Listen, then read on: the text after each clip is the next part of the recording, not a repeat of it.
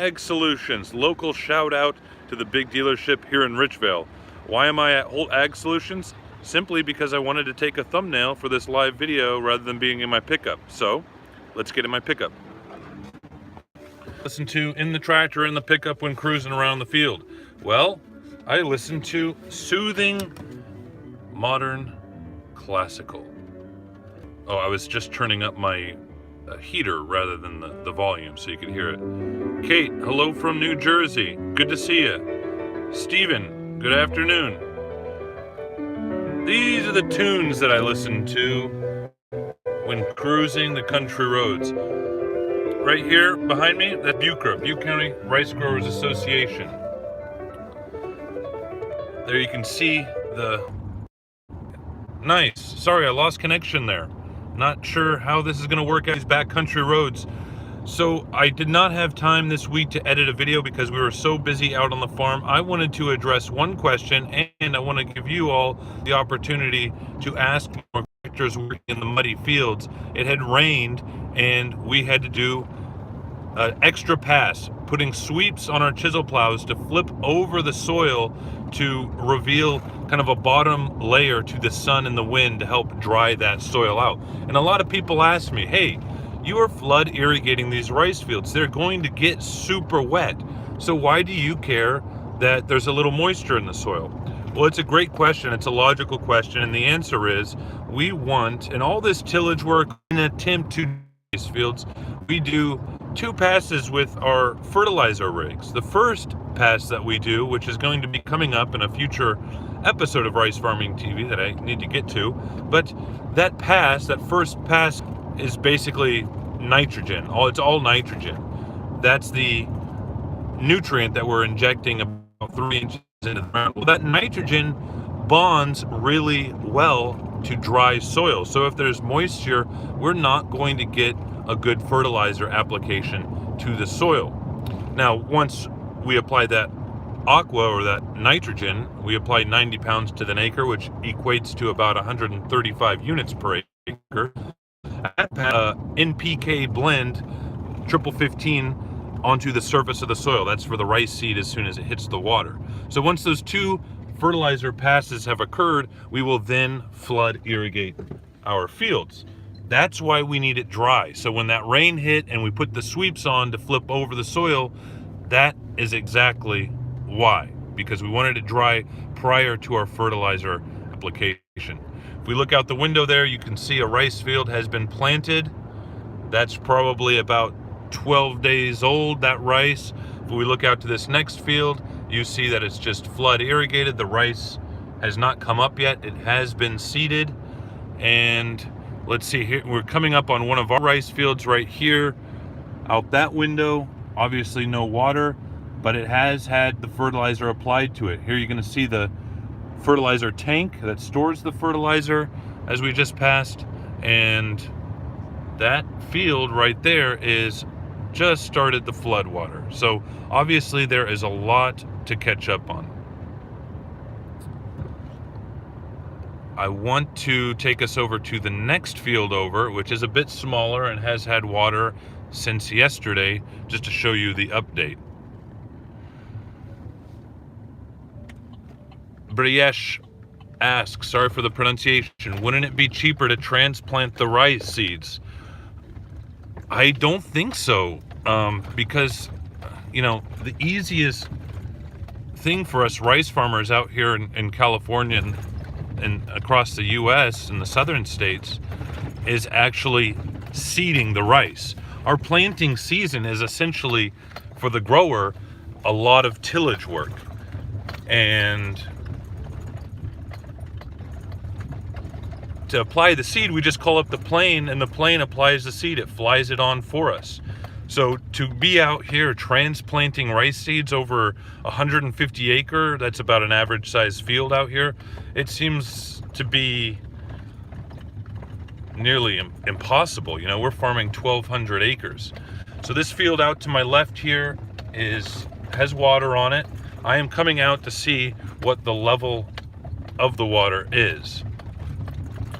Just seeing if I can kind of stake anything. Pops is also out front, so I might have to just put a little pause on this live feed. You can overhear our conversation, but he's probably going to want to update me on something. I'll at least roll down the window to give him the opportunity, not be rude and just drive by and say, hey, sorry, Pops, I know it's the first thing in the morning, we've got a lot of work to do, but I'm doing a live feed here, because people need to know why we dry out our fields. Okay, you see here now,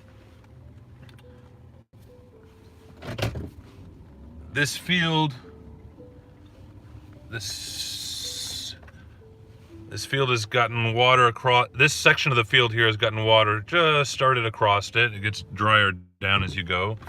But the next section of the field up is completely flooded with water.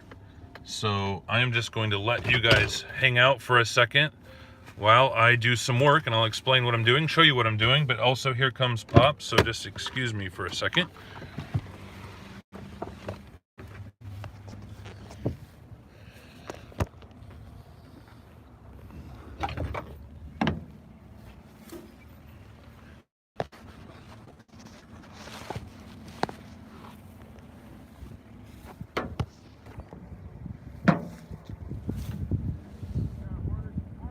Yeah.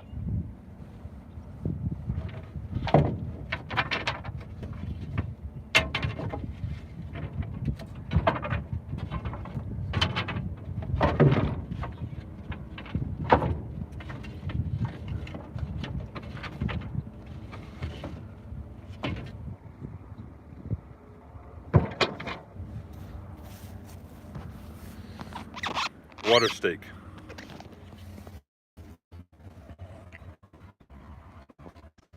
Looking across.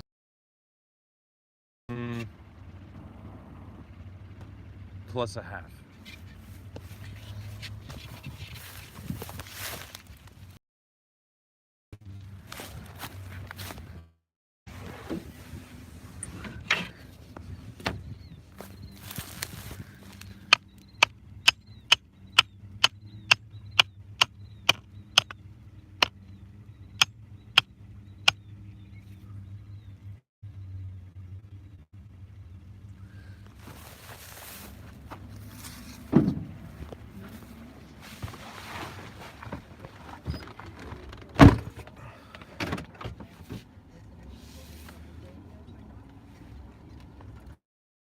Okay, so I don't know if you remember in an episode, custom water stakes.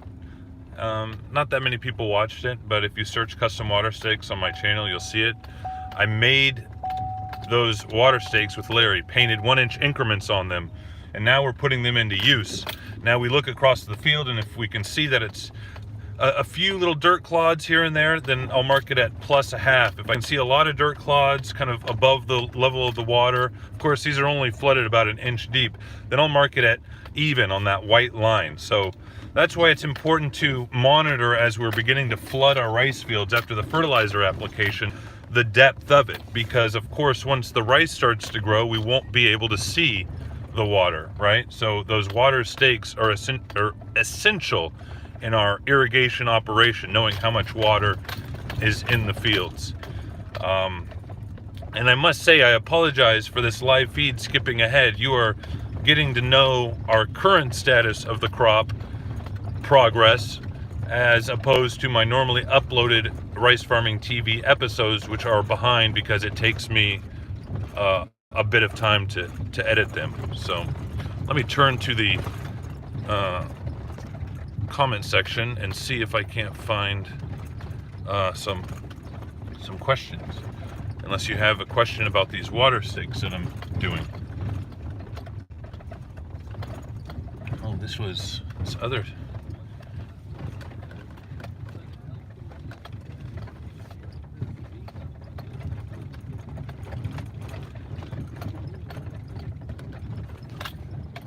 Jeremy, best rice guy you know. Thanks, man. How many rice guys do you know, though? That would be my question.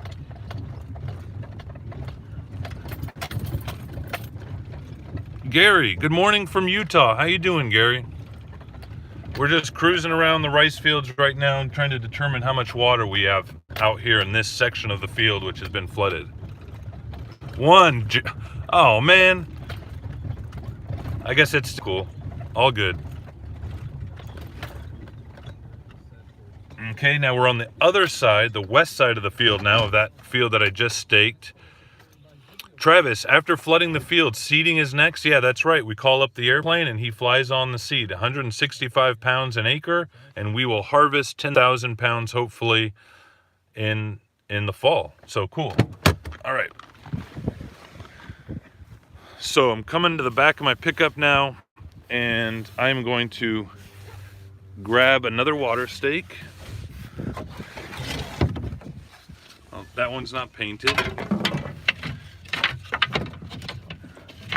I'm running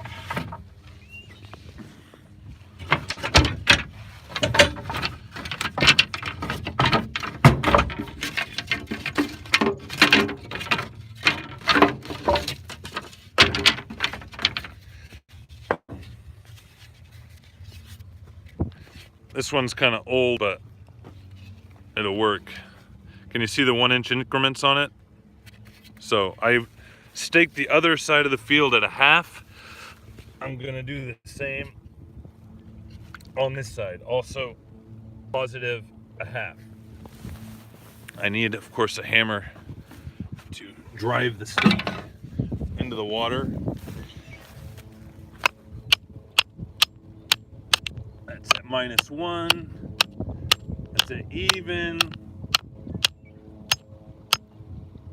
And that is a half. So 5, 4, 3, 2, 1, a half. Let me just show you the flow of the rice box. Sorry about the wind and the audio. This has just come straight on my phone.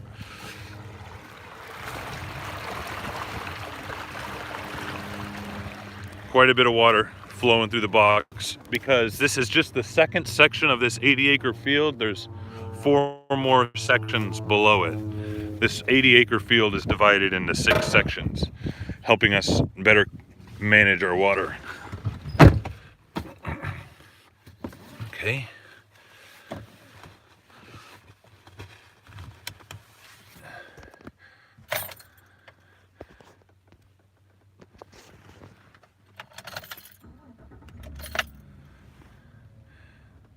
Yusuf, hey, can I work with you?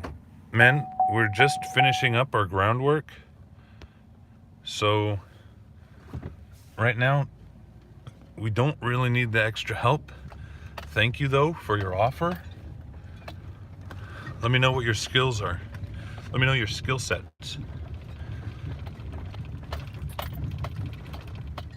No, I wish I knew how to get back to this. I wish I knew how. Sorry, let me just complete that thought. I wish I knew how to get back to the comment section on this screen here so I can answer some questions that I haven't gotten to yet from this live feed. Anyway, here's the next check. Beautiful sun over the rice water. It looks like it's flooded from this side, but it's not. On the other side, it's dry dirt. So we're gonna have to wait on that one. And as we get down to the next check, or the next section, you see that there's even less water across the field. You can see more dirt. Then as we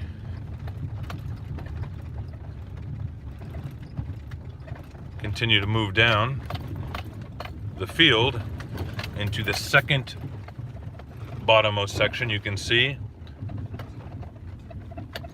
even less water. And eventually we will make it down to the bottom of the field and you will see that it's essentially and totally dry. Right there. See? No water, no reflection off the dirt of the sun.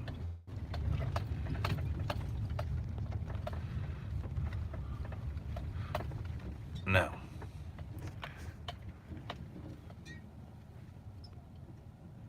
I want to get to the chat. How do I get to the chat?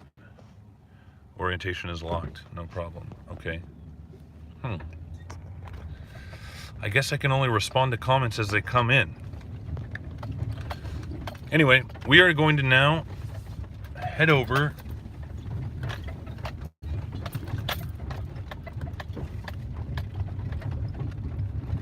to a field that has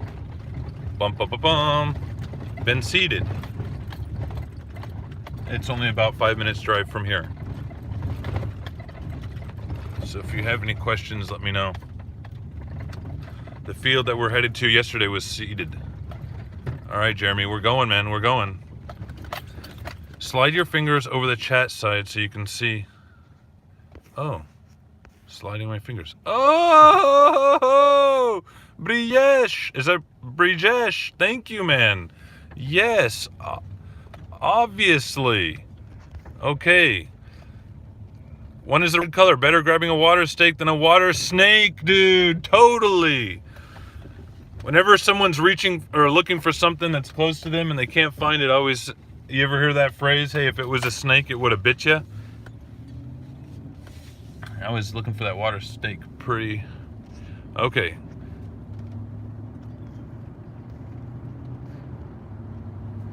Dry. Why not seed dry? Why don't you, Luis, why don't you seed dry? Some people do. We don't. But, I mean, you want the seed germinating. So we soak the seed a couple days before we apply the seed. And that way it starts germinating. And then it also makes the seed heavier, so it will fall straight into the water and not float on top of the surface of the water. We want to give it the best chance of survival.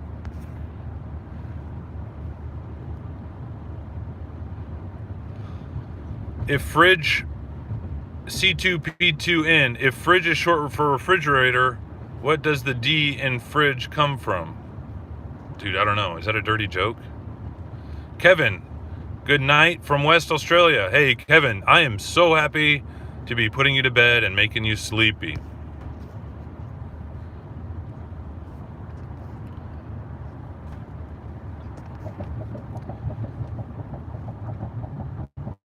Yes. The chat asked, how much time before the patty emerges after seeding and how much standing water can rice overcome? Oh, great question. Okay, so how long does it take for the seed to grow a shoot and therefore leaves to get out of the water? Well, that first depends on how much water you have out there, right? It can take a week just to get out of an inch of water. Organic growers, it can take a week to get out of this much water. And in fact, the rice plant is interesting because it will focus its initial energy on growing that shoot or that leaf to get out of the water so it can photosynthesize. And once it does, you'll notice that the leaf the growth of the leaf relaxes, so to speak, and the germinating seed focuses its energy on its root system. Sorry, I need to plug in my camera as I'm driving on this backcountry road. But how much water can rice overcome? How much flood irrigation water can rice overcome? About 8 to 9 inches, I've been told, because that is how organic growers fight weed pressure early in the season, is they drowned out the weeds and the rice just barely survives. Of course, some rice dies, so they do get a yield drop due to that. But that's the way that organic rice growers can combat weeds, is by deep irrigation water. Whereas we're using 2 inches out there, just enough to get the rice by for a few weeks, to let the leaf get out of the water, and then to promote root growth once the leaf is out of the water. So there's quite a difference there in how we manage our water from conventional to organic. But that's a great question.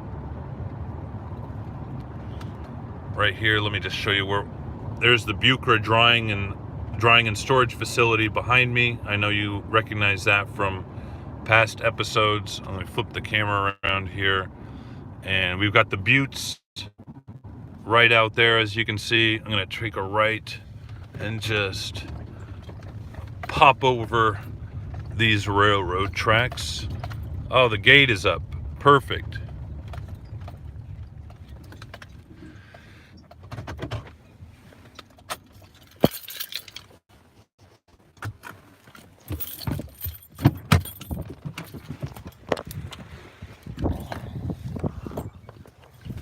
So you'll see that rice field has been flood irrigated. Let me just put the camera down so I can unlock this lock here. Enjoy the sky. Or I guess I could get in frame too a little bit, but you're probably seeing enough of me already.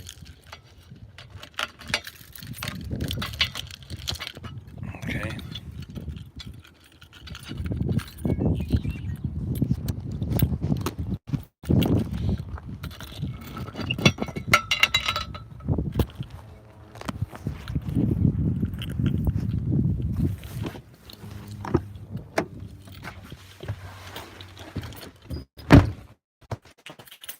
All right. Sorry for making you guys all nauseous out there. Checking both ways for trains.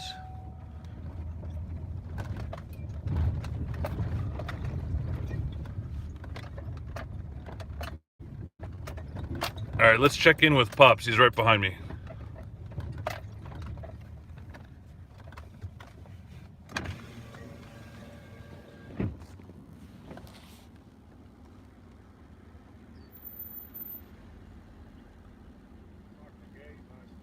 Oh, okay.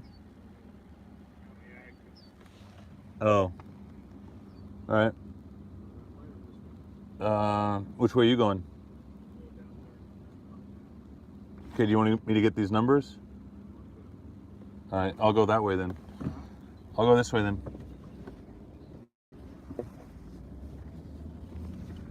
All right.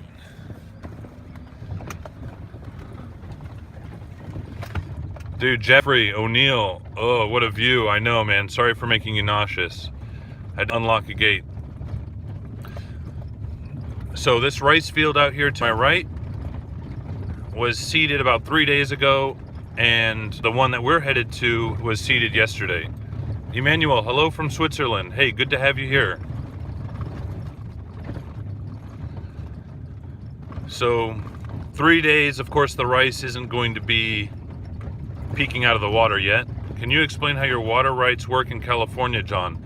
Well, man, that is a complicated issue, and the water rights are dependent on county and more importantly, irrigation district. Our irrigation district is called Richville Irrigation District, and it is the excuse me, irrigation district which is closest to Lake Oroville Dam.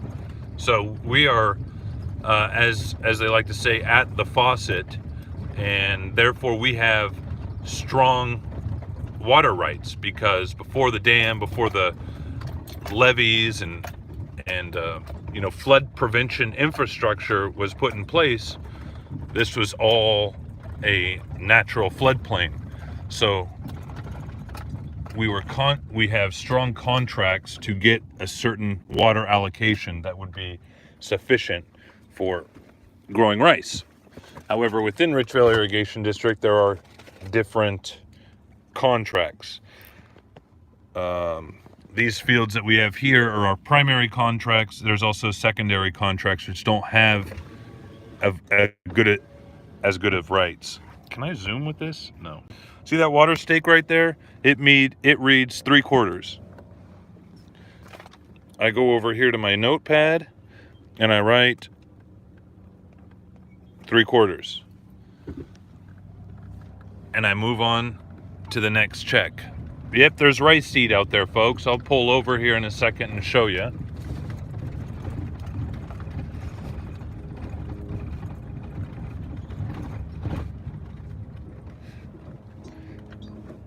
Next rice stake reads 1/3. So I come over here and I write 1/3. One thing we're looking for on the surface of the water is scum. You see that brown patch right there?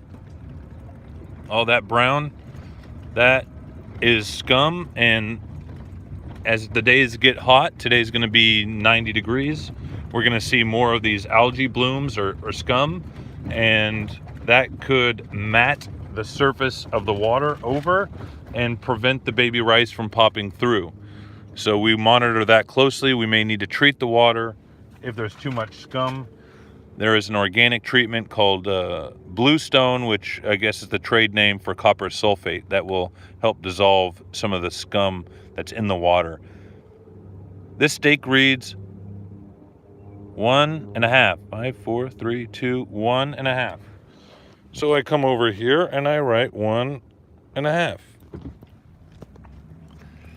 I understand fertilizer will be diluted, but can you not apply fertilizer after putting and planting? Yes, you can. We can fly on dry fertilizer, which we do right before the reproductive phase. We fly on another batch of fertilizer just to give the rice a nutrient pop as it's going into the reproductive phase. We want to make sure that the kernels fill with the milky-like substance that'll later harden and turn into the rice kernels as we know it.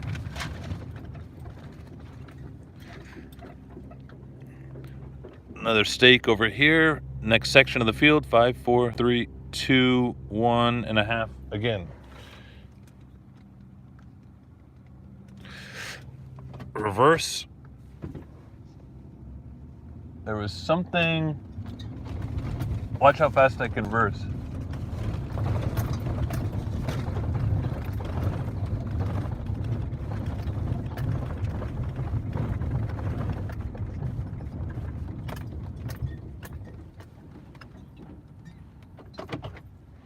Okay. There's something I wanted to check over here. Oh. That's the intake into this field. About an inch going over. There's also a stake in this ditch, which helps us control how much water, and that's probably at 5, 6.5.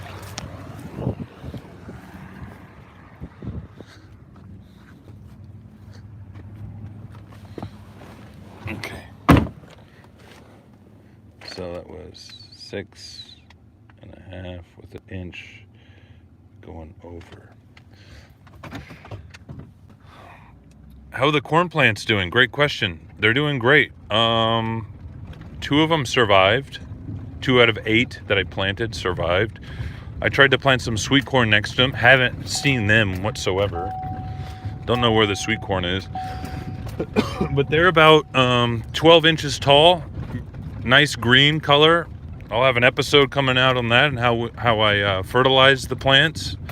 I've just been so busy. I apologize for not being able to get to a video. So, okay, here's another stake. 5, 4, 3, 2, 5, 4, 3, 2, 1 2/3. Calling that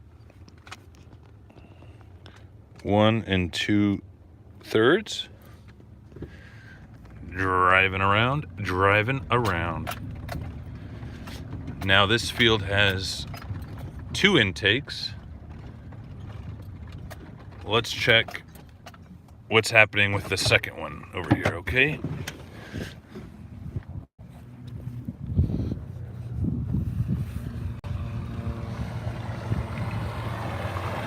Good. That one, that intake right there, let's see the water coming into the field here, flooding the field.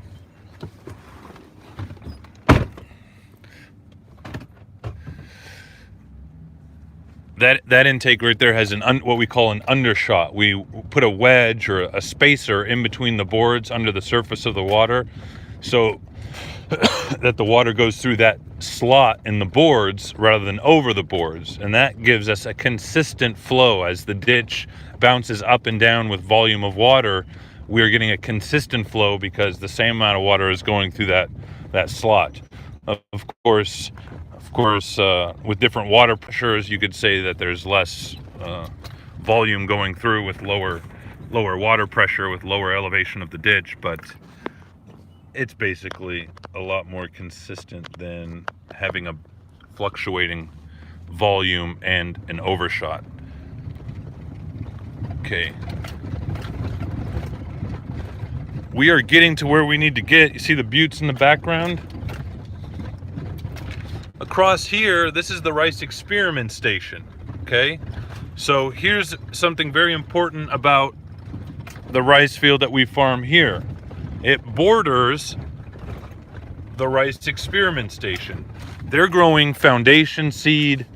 They need identity preserved seed because their seed is going to go to seed growers, and they want the seed that they're growing not to be cross-contaminated with a different variety of seed.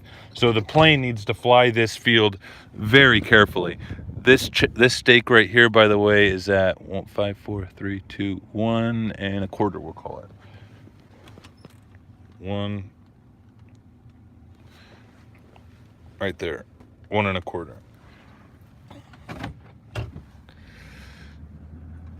Here is the relief valve. That's where water would leave the field. Emmanuel, thank you so much, man, for the donation there.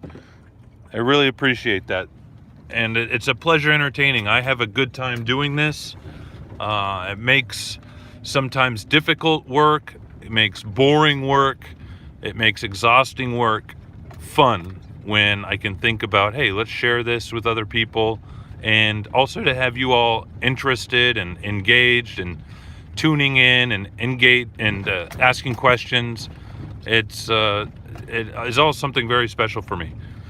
So back to this field. We needed to fly this field very carefully yesterday, not to fly seed into this field over here or into the neighboring fields over there of the rice experiment station. So what I'm going to do is I'm going to walk out there and make sure that enough seed was applied to this top section of our field, because the pilot cuts off early in fear of throwing seed into our neighbors, the rice experiment station. The stake, however, hiding behind the Tillage is 5, 4, 3, 2, 1 and a quarter. Sorry, I'm left-handed. It's always in the way. 1 and a quarter, right? Okay. Now,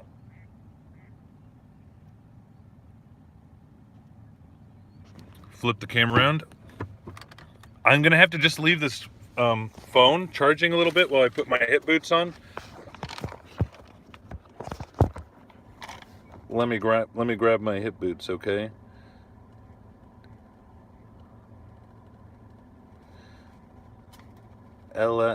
LSELC. Big Kenny says LSELLC. He grows Calrose rice. Great stuff to eat. Yeah, Calrose. That's what we're growing out here, man. And it is great stuff to eat. So buy your Calrose. Hold on, let me get my hip boots.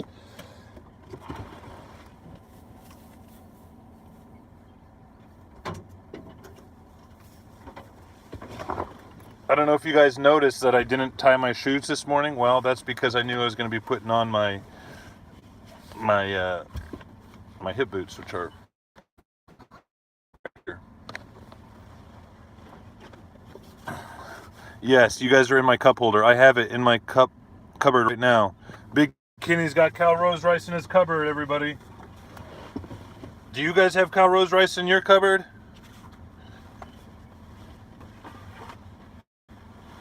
Okay, hip boot 1 is on.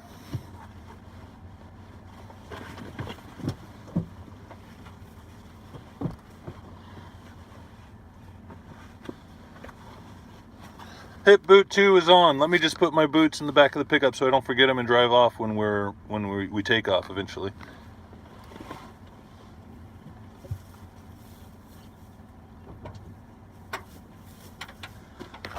Okay, I hope this is charged sufficiently. We're gonna go out into the rice fields now. Ready? 1, 2, 3, unhook. Okay, we are unhooked. Flipping the camera around. Scum. The wind, as you can see, the wind by the ripples is coming from the south and the scum up against the edge of the field there. There's the pickup where we're driving in earlier. But I'm just looking down below the surface of this water and making sure that I can see rice seed all the way across.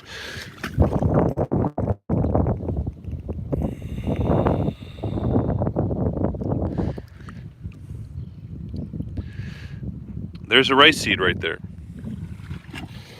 If you were to take off this dark yellow hull, you would find the rice kernel, and it would be essentially what we would eat in the grocery stores, brown rice. It'd have a layer of bran on it, and we would eat this. So the seed is coming from the exact same kernel that we would get from the store, just it's been stored to preserve the germ over the winter. It hasn't been milled down, hasn't been dried down as much, so that's the difference. Now let's see the rice seed under there, under the water? That's what we're looking on. That's what we're looking for. We're making sure that this rice seed, that we can see it all the way across. You know, and I'm pretty far out into the field now, and if I see rice, you know, this far out, then I know that the pilot has done a good job and seeded everything, because, you know, he wouldn't have turned out too early. He wouldn't have turned the rice seed off. Like, that's enough buffer, right? You would think. So I saw rice all the way through there. Uh-oh, battery back at 10%. We better make it back to the truck. What do you think? I walked about halfway out, you think? A third of the way out, and I saw rice. That's good enough for me. So the pilot did a great job seeding this field. He got rice where it needed to be, in this top section of the field that borders the rice experiment station. He did not get rice into the rice experiment station's field. So if a field is just around our other fields, the pilot has a lot bigger buffer zone. I mean, he'll fly rice onto the road. That's a great thing. We like to see rice on the road, on the edges of the fields, just because we know if we can see the rice on the road as we drive around the field, then it's definitely and obviously in the field as well. All right, we've made it back.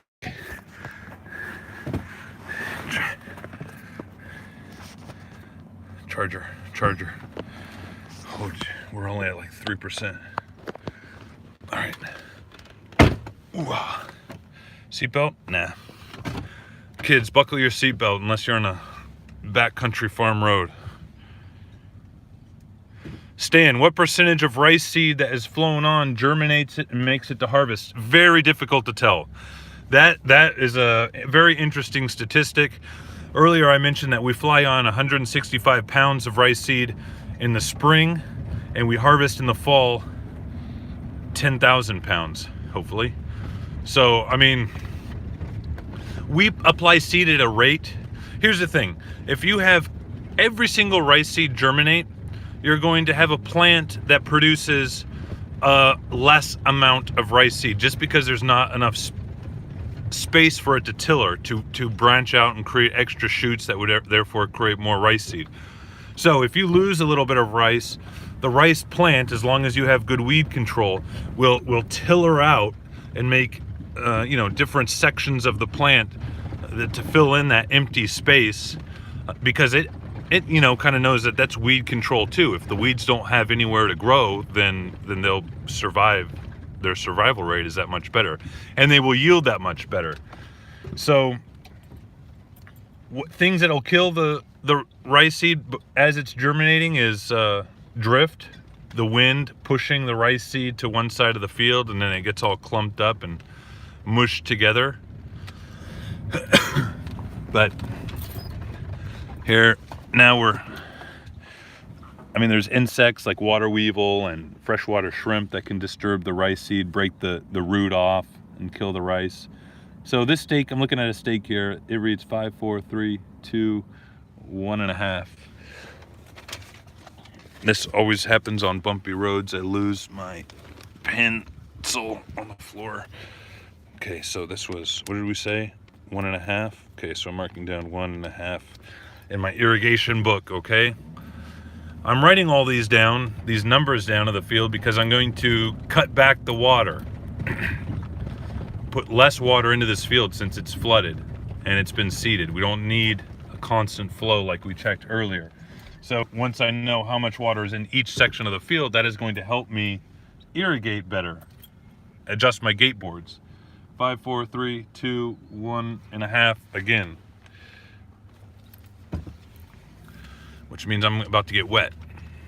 Do we have fish in the fields? No, very rarely. I guess a ditch pump will lift up a catfish or a carp and dump it into the field if it can get past the propellers, but that's usually rare.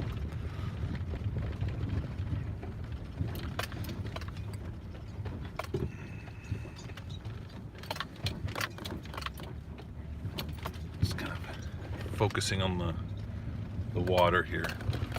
It's the reflection of the water in the sun's pretty awesome, huh?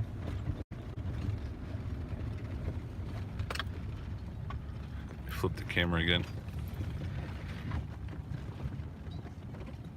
Another water stake. That is reading at 5, 4, 3, 2 and 2/3, I'm going to call it. So that's one of the deeper fields. 2 and 2/3. That, of course, that check there, that was 2 2/3 inches deep. That's what that 2 2/3 represent, inches deep. That is where the water comes in. So as these other sections of the field build up and there's more, I guess, more resistance at the intake, it kind of backs the water up and stacks it. Alan, beautiful morning in California indeed. Not too hot yet. 5. So that's at about 1 1/4. 1 1/4. So all these outside rows now are representing the field. This is the west side depth of each section of the field, and this is the east side depth of each section of the field. We've got one more stake to get at the bottom here. Dalton, we grow Cal Rose medium grain rice. Of course, within Cal Rose, there's several varieties. M105 is what we grow a lot. It's a shorter maturing variety, so it's a 135 day to harvest variety. And we also grow M206. M206 is around 140 days to harvest. M105 yields pretty good. It has a less viable stalk, so it decomposes in the winter easier. 206 stands up, yields a little better, but the stalk is harder to decompose over the winter. Last stake here reads 1/3. 1/3. All right. And that's this rice field. I am going to determine with Pops how much water he wants in his field that's neighboring me to the east, and we'll decide on how we want to divide the water, also cut back the water, and then I will make the decision on how to reboard my rice boxes with a new amount of water coming into this field. So that means I'm going to need to get both of my hands wet. That means it's going to be hard for me to hold a camera, computer phone. So, having said that, I thank you all for tuning into this live feed. I will get back to normally regular rice farming TV episodes soon once I get a break, but it is super busy out here, super bumpy, as you can see. Let me know down in the comments section. I will go through this chat again and reply to your questions that I didn't get to. I tried to keep at least one eye on the road as I'm driving around. But thank you everyone for watching, for tuning in. Super, super appreciative of all the support, all the questions. all the thumbs ups, all the sharing of this content. We're here to educate the general public on how rice is grown in California. And once people start seeing all this water out here, I mean, that might look like a lake to you, but to me, it's 1¼ inches deep. And it's gonna provide a whole lot of rice for people in the near future. So, thanks for watching, everybody. Thanks for supporting the channel. I appreciate you all. I will talk to you later, and hey, I might try to upload a video sometime this week, maybe Tuesday or Wednesday. So I know I got a lot to catch up on. Take care, everybody. Hi, Bob. Good to see you. Thumbs up to you, Bob. Bye-bye.